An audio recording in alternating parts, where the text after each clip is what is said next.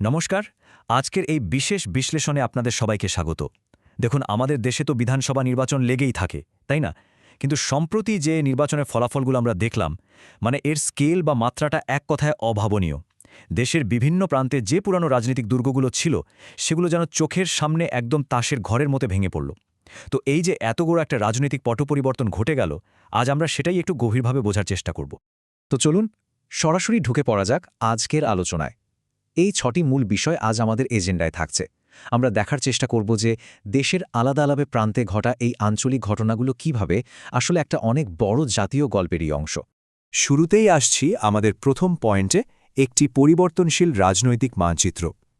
চলুন একটু বড় পরিসরে বা ম্যাক্রো লেভেলে এই পুরো রাজনৈতিক পটপরিবর্তনটার দিকে নজর দেয়া যাক। পুরো বিষয়টা দেখলে প্রথমেই যে প্রশ্নটা মাথায় ঘুরপাক খায় তা হলো, এটাই কি তাহলে পুরনো রাজনৈতিক ব্যবস্থার একেবারে শেষ? মানে ভারতীয় রাজনীতিতে যেন আক্ষরিক অর্থে একটা কাঠামোগত ভূমিকম্প হয়ে গেছে।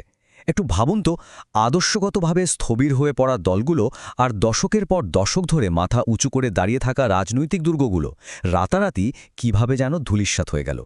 এই সংখ্যাটার দিকে একবার তাকান, ২২। হ্যাঁ, বর্তমানে দেশের ২২টি রাজ্যে এনডিএ বা বিজেপি সরকার ক্ষমতায় রয়েছে। এই একটা সংখ্যাই কিন্তু প্রমাণ করে দিচ্ছে যে এই গেরুয়া ঝড় বা স্যাফরন সার্জের ব্যাপকতা ঠিক কতটা। আর অন্যদিকে ২০২৪ সালের নির্বাচনের পর ইন্ডিয়া জোট নিজেদের মধ্যে ন্যূনতম সমন্বয়টুকু বজায় রাখতেও কিভাবে চরম ব্যর্থ হয়েছে, সেটাও কিন্তু একেবারে স্পষ্ট।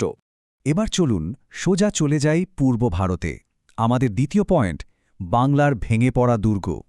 ১৫ বছর আগে বামফ্রন্টকে হারিয়ে মমতা বন্দ্যোপাধ্যায় যে শক্তিশালী দুর্গের পত্তন করেছিলেন, আজ সেটা কিভাবে ভেঙে পড়ছে সেটাই আমরা দেখব।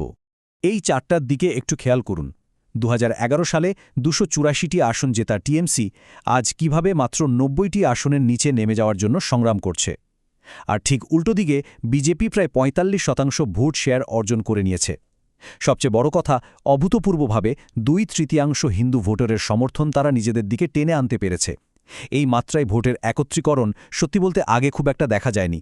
আর এর মধ্যে সবচেয়ে চমকে দেওয়ার মতো বিষয় কোনটা জানেন? খোদ মুখ্যমন্ত্রী তার নিজের কেন্দ্র ভবানীপুরে প্রাক্তন সহযোগী শুভেন্দু অধিকারীর বিরুদ্ধে এক চরম কঠিন লড়াইয়ের সম্মুখীন হয়েছেন। ভোট গণনার দিন যে প্রবল বিশৃঙ্খলা দেখা গেছে, আর নিজের আসনেই এই যে হাড্ডাহাড্ডি লড়াই, এটা কিন্তু দলের জন্য একটা মারাত্মক মনস্তাত্ত্বিক ধাক্কা। তো এখন প্রশ্ন হলো, এতদিনের পুরনো এই দুর্গের পতন হলো কেন? আসলে এর পেছনে একটা বা দুটো নয়, বেশ কয়েকটা কারণ রয়েছে। ১৫ বছরের প্রতিষ্ঠানবিরোধী হাওয়া বা অ্যান্টি ইনকামবেন্সি এবং একাধিক দুর্নীতির অভিযোগ তো ছিলই, কিন্তু এর পাশাপাশি আরজি করের মতো ঘটনা শহুরে এবং নারী ভোটারদের প্রচণ্ডভাবে দূরে সরিয়ে দিয়েছে। আর বিজেপি খোদ আরজি করের ভুক্তভোগীর মাকে প্রার্থী করে এই ক্ষোভটাকে যেন আরও দৃশ্যমান করে তুলেছে। এর সাথে আরেকটা বড় ফ্যাক্টর হলো এসআইআর বা ৯১ লক্ষ ভোটারের নাম বাদ পড়ার ওই বিতর্কটা, যদিও বিষয়টা এখনও সুপ্রিম কোর্টে বিচারাধীন। এই সব কিছুর একটা সম্মিলিত ফলাফলই হলো এই পতন। বাংলা থেকে এবার আমরা চলে যাচ্ছি একেবারে দেশের দক্ষিণে আর উত্তর পূর্বে। আমাদের তৃতীয় বিষয়, দক্ষিণের বিশাল পট পরিবর্তন। তামিলনাড়ু, কেরালা এবং আসামের মতো রাজ্যগুলোতে কিভাবে প্রতিষ্ঠিত পুরনো দলগুলো সময়ের সাথে তাল মেলাতে ব্যর্থ হয়েছে, এবার সেটা একটু ঘেঁটে দেখা যাক। তামিলনাড়ুর এই বিষয়টা কিন্তু জাস্ট অভাবনীয়। মানে জোসেফ বিজয় টিভিকে মাত্র ২ বছরের পুরনো একটা দল, তারা ডিএমকে এবং এআইএডিএমকের কয়েক দশকের আধিপত্য একেবারে ভেঙে চুরমার করে দিয়েছে। ১০০রও বেশি আসন নিশ্চিত করেছে তারা। শাসক দল ডিএমকেকে তারা সোজা তৃতীয় স্থানে ঠেলে দিয়েছে। রাজনৈতিক বিশ্লেষকরা মনে করছেন এর মূল কারণ হল উদয়নিধি স্ট্যালিনকে উপমুখ্যমন্ত্রী করার মতো ওই পরিবারতান্ত্রিক রাজনীতির বিরুদ্ধে সাধারণ মানুষের জমানো ক্ষোভ। এবার আসি কেরালার কথায়। কেরালার রাজনীতিতে এই রিভলভিং ডোর পলিসি বা সুইঙ্গিং ডোর পলিসি একটা দীর্ঘস্থায়ী ঐতিহাসিক রীতি। সোজা কথায়, এখানে প্রতি ৫ বছর অন্তর বামফ্রন্ট আর কংগ্রেসের মধ্যে ক্ষমতার হাতবদল হয়। তবে এবার বামফ্রন্ট ব্যতিক্রমীভাবে টানা ১০ বছর শাসন করার পর কংগ্রেস ক্ষমতায় ফিরেছে। তাই কংগ্রেসের এই জয়কে কোনো বিরাট শক্তিগত বিজয় বলা যায় না, এটা আসলে তাদের একটা ঐতিহাসিক ডিফল্ট রীতি।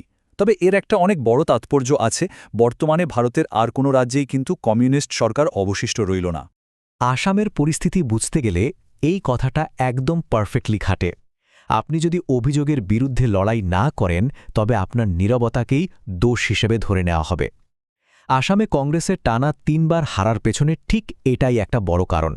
বিশেষ করে গৌরব গগৈয়ের ক্ষেত্রে আমরা দেখেছি তিনি দিল্লি এবং আসাম দুই জায়গাতেই দায়িত্ব সামলাতে গিয়ে মারাত্মক চাপে পড়ে যান এবং নিজের গড় জোরহাটে বিরোধীদের অভিযোগের শক্ত জবাব দিতে পুরোপুরি ব্যর্থ হন। তো দেখুন, রাজনীতিতে যেমন যুগের সাথে নিজেকে অ্যাডাপ্ট বা আপডেট না করলে বিলুপ্ত হয়ে যেতে হয়, প্রযুক্তির জগতেও কিন্তু ব্যাপারটা একদম তাই। আর এখান থেকে আমরা আসছি আমাদের চতুর্থ বিভাগে, মানিয়ে নিন অথবা বিলুপ্ত হয়ে যান। আমাদের আজকের আয়োজনের স্পন্সর আউটস্কিল ঠিক এই বিষয়টা নিয়ে কাজ করছে। আউটস্কিল একটা দারুণ এআই ওয়ার্কশপ নিয়ে এসেছে। চাকরির বাজারে এআইয়ের দাপটে যাতে আপনাকে পিছিয়ে পড়তে না হয়, তার জন্য ইঞ্জিনিয়ার, ডেভেলপার এবং ডেটা প্রফেশনালদের জন্য এটা শেখা কিন্তু অত্যন্ত জরুরি। চলুন আবার আমরা রাজনীতিতে ফিরে যাই। এবার আমাদের পঞ্চম পয়েন্ট, বিরোধীরা আসলে কেন ব্যর্থ হল। শাসক দল এবং বিরোধীদের যে বড় মাপের কৌশলগত পার্থক্যগুলো আছে সেগুলো বিশ্লেষণ করে আমরা এই আসল কারণটা খুঁজে বের করার চেষ্টা করব।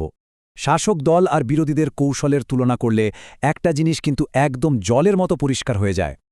একদিকে বিজেপির অত্যন্ত সুসংগঠিত একটা মেশিনারি, যেমন ধরুন ভূপেন্দর যাদবের পোলিং এজেন্টদের জন্য রীতিমতো লিখিত পরীক্ষা নেওয়া, মাইক্রো টার্গেটিং করা এবং প্রতিটি নির্বাচনকে আক্ষরিক অর্থে একটা যুদ্ধের মতো বিবেচনা করা।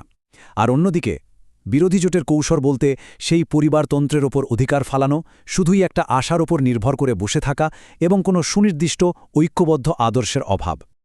বিরোধীদের এই চরম স্থিবিরতাই কিন্তু তাদের এই পতনের সবচেয়ে বড় কারণ।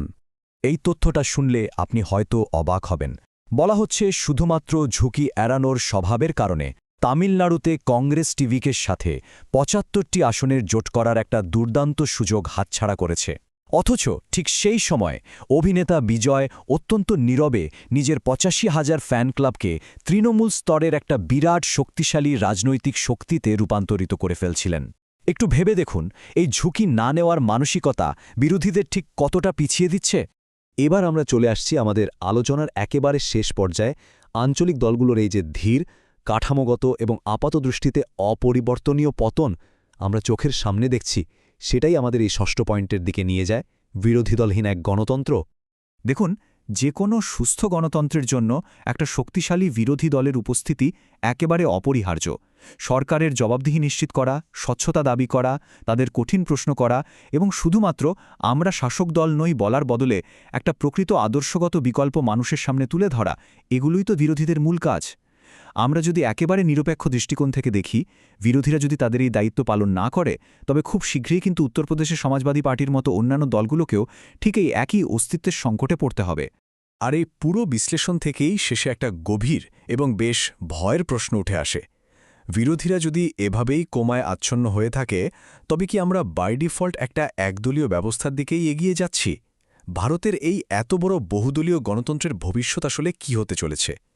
এই চিন্তার খোরাকটুকু আপনাদের জন্য রেখেই আজকের এই বিশ্লেষণ আমরা এখানে শেষ করছি। বিষয়টা নিয়ে একটু গভীরভাবে ভেবে দেখতে পারেন।